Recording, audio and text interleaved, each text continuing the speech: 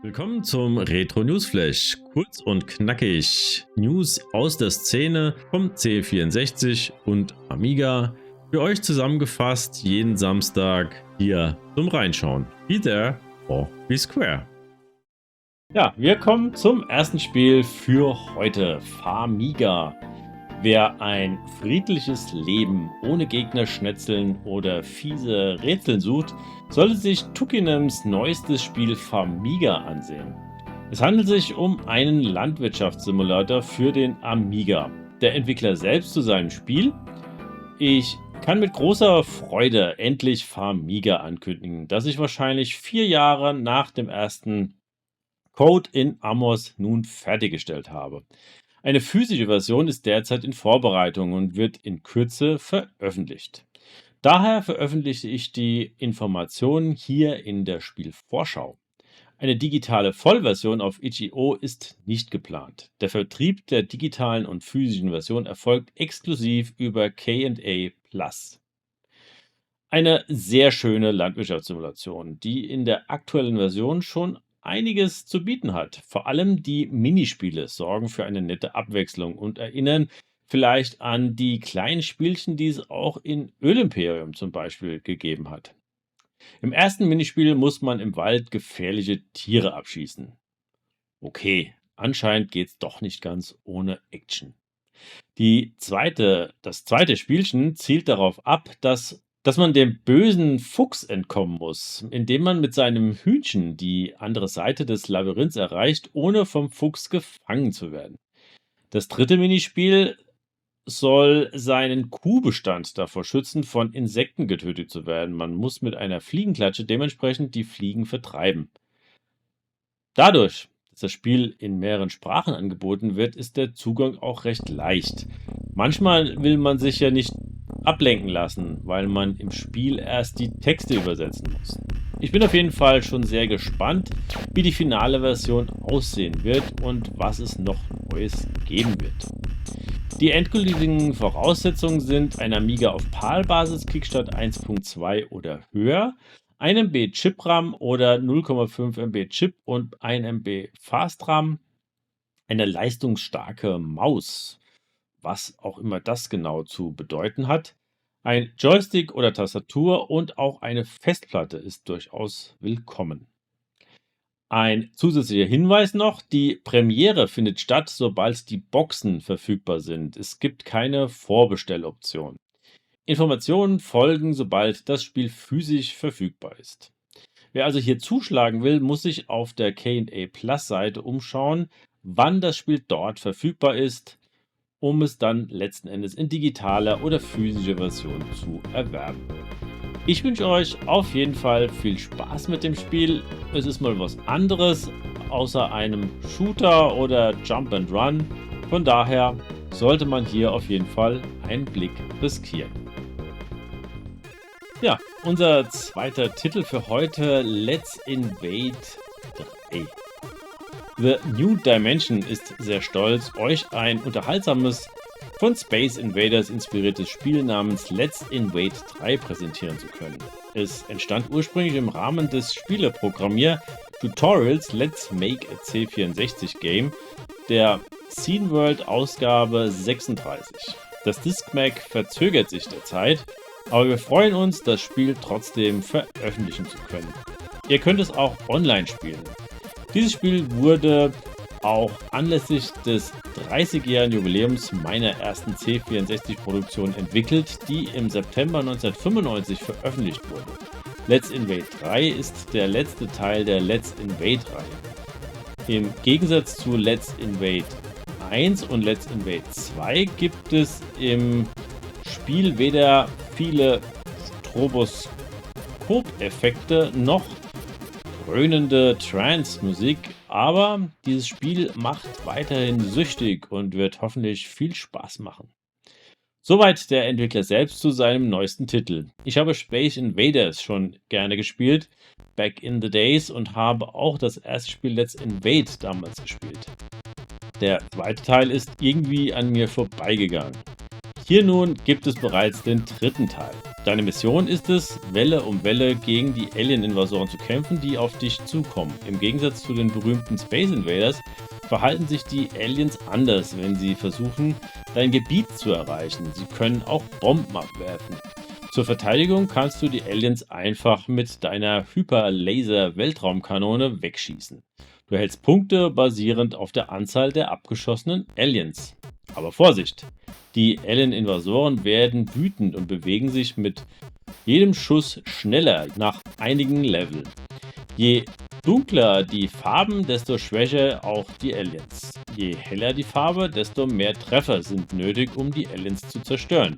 Das Spiel beinhaltet Folgendes: ein Ladebitmap mit Lademusik, Diskette sowie Kassette, ein Frontend-Präsentation mit Soundoptionen, tolle Soundeffekte, eine Highscore-Tabelle, fröhliche Weltraum-Disco-Musik, 40 fesselnde und herausfordernde Level, Sternenfelder in verschiedenen Farben je nach Level, verrückte Power-Ups oder Power-Downs, 4 verschiedene Alien-Invasoren, die Rückkehr der mysteriösen Nahbegegnungen, was auch immer das sein soll.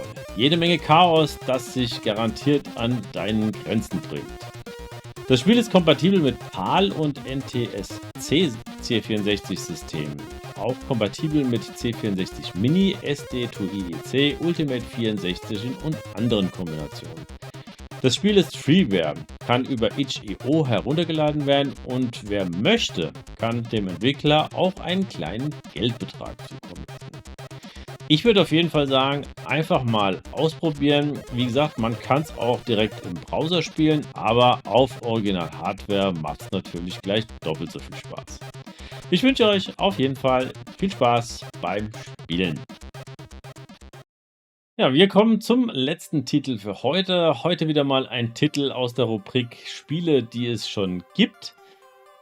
Heute ein Amiga-Titel und zwar Dojo Den. Sorgenfalten zieren die Stirn von Dojo Den. Im Lande Benzari geht es nicht mehr mit rechten Dingen zu. Also den Kimono enger schnallen und auf in das Getümmel.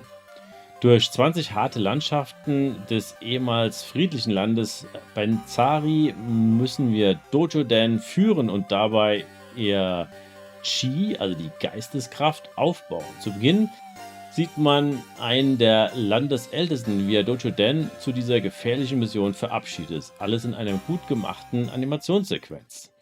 So macht sich Dojo Den auf den Weg zu Walrock. In 4 Landabschnitten kann man sich die Levelreihenfolge aussuchen. Nur im letzten Teil muss man sich bis zum bösen Walrock durch 3 Level vorkämpfen. Auf dem Weg kann Dojo Den die von seinem Vorgänger zurückgelassenen magischen Töpfe einsammeln. Manche enthalten einen Kraftbonus oder einen magischen Schild. Sogar eine Karte des Landes kann man finden und sich diese durch Drücken der F5-Taste ansehen. Generell sollte man versuchen, in jedem Level so viel von der Gegend wie möglich zu erkunden, weil die Bonustöpfe nur erscheinen, wenn sie sich in deren unmittelbarer Nähe aufhalten. Walrocks fiese Mutanten haben manche Töpfe vergiftet, doch denen stehen sie nicht tatenlos gegenüber. Durch gezielte Schläge und Sprünge kann man den Mutanten kräftig eins auf die Mütze geben. Um zurück auf das Chi zu kommen, wenn man genügend Punkte gesammelt hat, kann man einen zermalmenden Donnerschlag freisetzen. Um in einem Level nicht jedes Mal von vorne zu beginnen, kann man an einer beliebigen Stelle einen großen Yin- und Yang-Zeichen in den Boden stampfen. Verliert man danach ein Leben, startet die Spielfigur von dieser Position aus. Ein spezielles Symbol, das im weiteren Verlauf des Spiels auftaucht, ermöglicht den Zugang zu geheimen Räumen. In dieser Art Bonuslevel hat Dojo Den die Aufgabe, die gefangenen Seelen der Dorfbewohner zu befreien, um ein Extraleben zu erhalten. Am Ende jedes Levels wartet ein von Walrock angeheuerter Wächter, dessen Schwachpunkte es zu finden gilt. Für Abwechslung ist also reichlich gesorgt. Es ist ein Augenschmaus, wie Dojo Den durch die Luft wirbelt, wie ein Gummiball springt oder drängend und auffordernd zum Spieler blickt, wenn man den Joystick mal eine kurze Zeit nicht bewegt. Die Animationen sind flüssig und gut gezeichnet. Die Hintergrundgrafik scrollt wunderbar weich, in manchen Leveln sogar in alle Richtungen. Der Sound kommt ebenfalls sauber rüber. Eine Pause und eine Sound-Off-Funktion sind vorhanden. Dojo Den ist ein Vertreter der Plattformspiele. Da das Spiel 1 MB Speicherplatz benötigt, sollte die Speichererweiterung auf jeden Fall eingeschaltet sein. Also, nicht lange gefackelt und ab in das Abenteuer. Ein unterschätzter Klassiker, der gar nicht so schwer und gnadenlos ist, wie es auf den ersten Blick vielleicht wirkt. Es ist ein Spiel, das Erkundung und Übung belohnt und Spieler belohnt, die die richtigen Routen finden. Es ist tatsächlich ziemlich innovativ, finde ich, fast wie ein Action-RPG und gleichzeitig ein Plattformspiel. Dein Charakter verbessert sich, indem er die Töpfe findet und Bosse besiegt, wodurch die schwierigen Level mit der Zeit leichter werden. Etwas für echte Gamer, würde ich sagen. Verbringt ein bisschen Zeit damit, um all das anfängliche Chaos und die Frustration, die es mit sich bringt, werden zu einem Feature und nicht zu einem Bug. Du entdeckst die Muster der Feinde, lernst nach Geschossen Ausschau zu halten, lernst das Kampfsystem zu nutzen und plötzlich wird alles sehr flüssig und unglaublich interessant. Also, ich würde sagen, wer es noch nicht kennt, sollte es auf jeden Fall mal antesten und dem Ganzen eine Chance geben. Wer es getan hat, darf das gerne mal in die Kommentare schreiben, wie seine Erfahrungen mit dem Spiel waren. Ich wünsche euch viel Spaß. Ja, und das war's dann wieder für den Retro Newsflash für diese Ausgabe. Ich hoffe, ich konnte euch wieder ein paar interessante Spiele vorstellen. Wer Lust und Laune hat, darf natürlich gerne auch den Kanal abonnieren. Das würde mich dann wiederum freuen. Ansonsten hoffe ich, hören und sehen wir uns in der nächsten Ausgabe. Bis dahin macht's gut. Ciao.